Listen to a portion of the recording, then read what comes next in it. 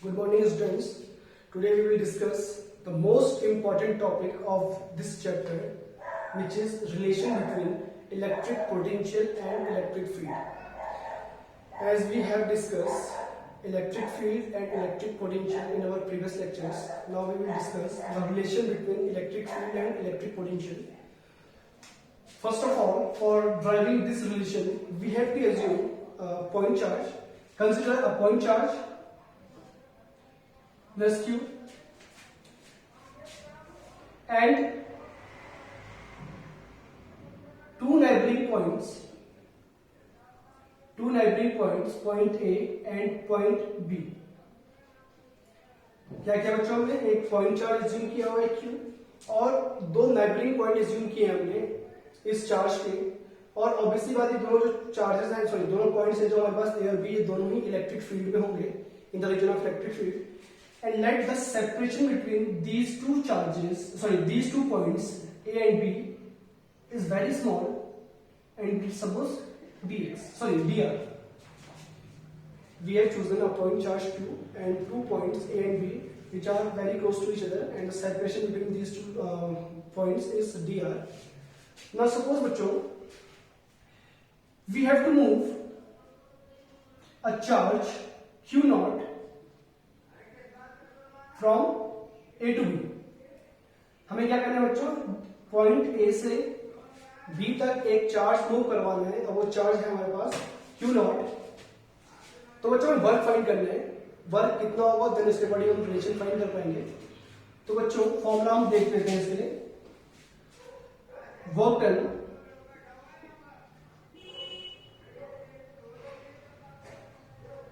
In moving charge Q naught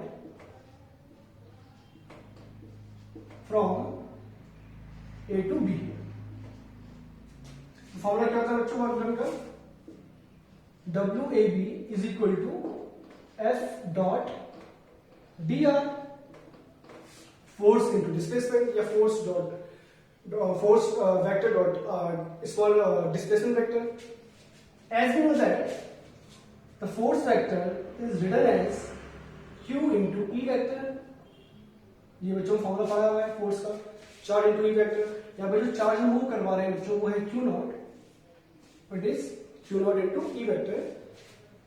it becomes WAB is equal to Q not E vector dot dr vector. Now बच्चों what is the angle between E vector and dr vector? As you can see, this is a positively charged body.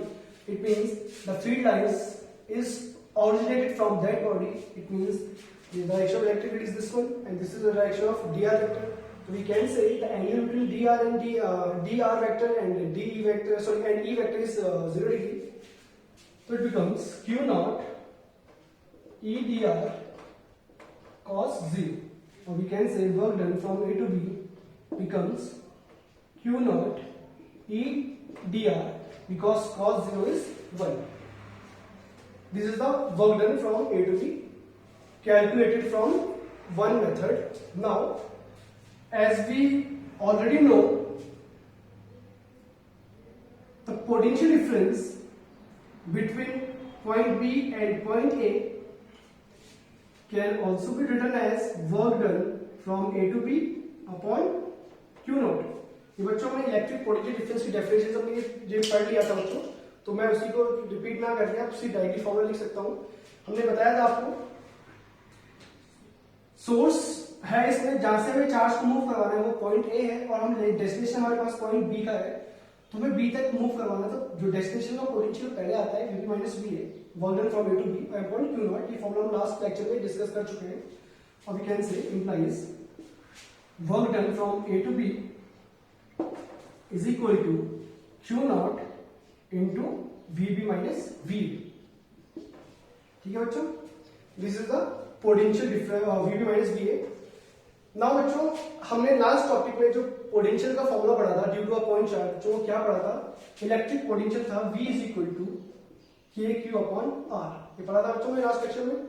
और we can say V is inversely proportional to R. मतलब जितना दूर जाएंगे हम point charge से electric potential की value उतनी ही decrease होगी। तो बच्चों आप देख सकते हैं इस फिगर में दो पॉइंट्स हमने चूज किए हुए हैं, पॉइंट ए और पॉइंट बी। तो आप देखेंगे फिगर में तो कौन सा पॉइंट इस चार्ज क्यू से दूर है बच्चों, और आपका आंसर होगा point charge B, point B जो है वो काफी वो फार है पॉइंट ए के कंपैरिजन में। Therefore we can say the potential of B is less than the potential of A। हम कह सकते हैं कि जो पॉइंट बी का पोटेंशियल होगा वो पॉइंट ए के कंपैरिजन में कम होगा। ना बच्चों यहाँ पे देखिए V A minus V B अगर हम बात करें ये कितना बनेगा, V B minus V A, smaller potential minus greater potential, it becomes negative. जब हम बड़ी वैल्यू को छोटी वैल्यू से माइनस करते हैं या सब्ट्रैक्ट करते हैं तो हमें आंसर नेगेटिव का मिलता है। तो हम यहाँ पे देख चुके हैं कि जो पॉइंट बी का पोटेंशियल है वो ए के कंपैरिजन में कम है, and let this potential difference is D. Suppose बच्चों the small potential difference between these two points is D. और ये नेगेटिव का क्यों है बच्चों, ये आपको समझ में आ गया होगा शायद, क्योंकि पॉइंट बी का पोटेंशियल पॉइंट ए के कंपैरिजन में क्या है, काफी कम है। तो वी कैन से यह नेगेटिव साइन आएगा, और ये what is dV, this is the potential difference VB minus V. Now from equation first and second,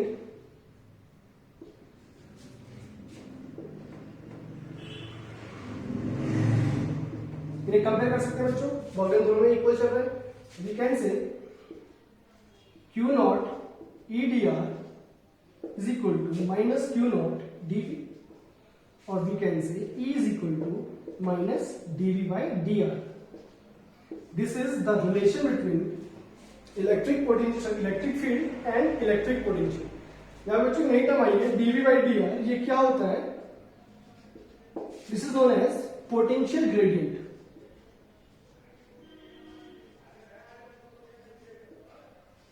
potential gradient बोलते हैं इस टर्म को बच्चों, और ये जो पूरा रिलेशन है वही है हमारे पास, relation between electric field and electric potential. अब बच्चों सरप्राइजिंगली यहाँ पे आपको एक नई चीज जानने को मिलेगी। हम लास्ट लेक्चर में डिस्कस कर चुके थे कि जो इलेक्ट्रिक पोटेंशियल है वो एक स्केलर क्वांटिटी है, बट यहाँ पे बच्चों जो पोटेंशियल ग्रेडियंट आता है dV by d r, it is a vector quantity, ये वेक्टर क्वांटिटी है। अब यहाँ पे जो नेगेटिव साइन क्या इंप्लाई कर रहा है बच्चों, ये केवल ये इंप्लाई करता है, negative sign implies here is that the potential will always fall in the direction of electric field। I repeat बच्चों, here negative sign implies that the potential will always fall in the direction of electric field। इसको हम example से समझते हैं बच्चों कैसे। ये एक पॉजिटिव चार्ज है बच्चों, हमें पता है कि इससे इलेक्ट्रिक फील्ड लाइंस ऑरिजिनेट होती हैं। सपोज करो दो पॉइंट्स ले लिए मैंने इसी इलेक्ट्रिक फील्ड लाइंस में, पॉइंट ए और पॉइंट बी। तो as you move in the direction of electric field, or we can say we are moving from A to B। जैसे हम बच्चों A से B मूव कर रहे हैं, और we can say we are moving along the direction of electric field, potential fall, potential decrease होता है। इसका मतलब बच्चों the potential of B is less than potential of A। ठीक है बच्चों, I repeat, हम क्या कर रहे हैं बच्चों, हम डायरेक्शन ऑफ इलेक्ट्रिक फील्ड में अगर मूव करेंगे तो इलेक्ट्रिक पोटेंशियल की वैल्यू फॉल होगी। तो आपको दिख रहा है दो पॉइंट्स है, पॉइंट ए और पॉइंट बी। तो अगर मैं ए से बी मूव करूंगा तो जो पोटेंशियल ऑफ पॉइंट बी होगा वो ए से कंपैरिजन कम होगा। जी इस टॉपिक या जो ये नेगेटिव साइन का मतलब यहाँ पे यही होता है। सपोज करो उल्टा लेके चले बच्चों, अगर ये सपोज नेगेटिवली चार्ज बॉडी है तो हमें ये पता है कि नेगेटिव चार्ज बॉडी में charge electric field lines terminate होती है। तो सपोज करो सेम पॉइंट ए और पॉइंट बी दो पॉइंट्स हैं इस इलेक्ट्रिक फील्ड में। तो as we move along the direction of electric field, यहाँ पे जो इलेक्ट्रिक फील्ड की डायरेक्शन बी टू ए है, तो we can say the potential fall, same definition रहेगी, सेम मीनिंग रहेगी। जब भी हम इलेक्ट्रिक फील्ड डायरेक्शन में जाकर मूव करेंगे, उसके अराउंड मूव करेंगे, इसका मतलब ये है कि पोटेंशियल फॉल होगा।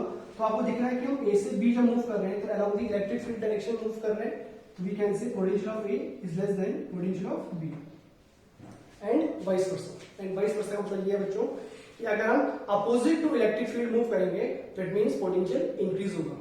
I repeat, in the direction of electric field, potential always fall, and opposite to the direction of electric field, the potential always increases. This is the meaning of this expression, potential gradient. I hope बच्चों ये topic आपको समझ में आया होगा अच्छे से।